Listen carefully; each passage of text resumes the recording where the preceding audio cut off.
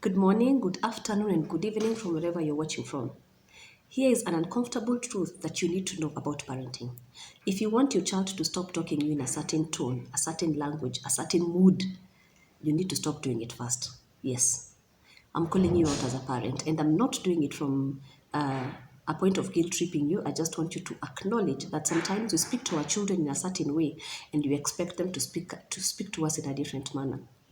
If you're constantly moody, if you're constantly shouting, if you're constantly talking at your children, then they will most definitely do the same to you. Now, it is such a bummer moment when you realize, or when your child says something and you actually hear yourself in it and you realize, oh my gosh, I am actually the one who speaks to my child like this. This is not a call for you to feel shameful. This is not a call for you to feel like your parenting journey has been, a messy journey.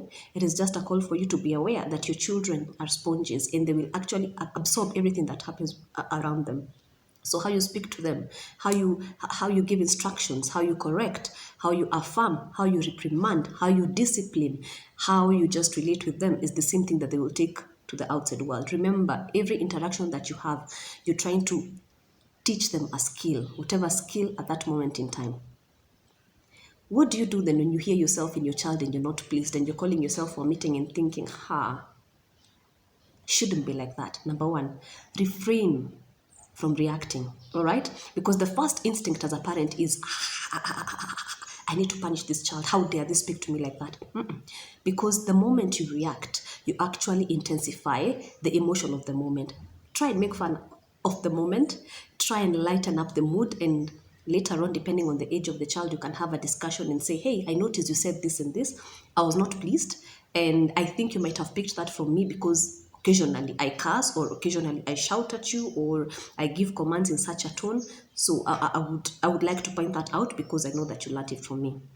Number two, create an atmosphere where they can tell you what has prompted them to use such a phrase with you, because most of us come from an upbringing whereby we were talked at, we were shunned upon, we were shamed, we were to be seen and not to be heard.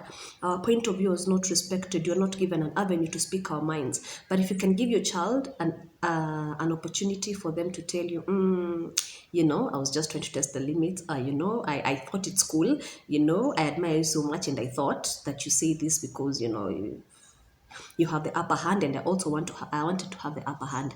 You'll realize that this child greatly admires you and they're just trying to copy you in each and everything that you do. You are your child's number one role model. So everything that you do, everything that you say, imagine they're going to try to copy. Now it is for you to now rectify the parts that need to be rectified, and the ones that don't need to be rectified, or it's not such a big deal. You just let it be. But remember, they emulate you, they admire you, they see you as their number one role model, they see you as their number one cheerleader. So they will definitely copy what it is that you say, how it is that you say it, and what it is that you do. Leave a comment below. Let me know what you think. Thank you for being here. Bye bye.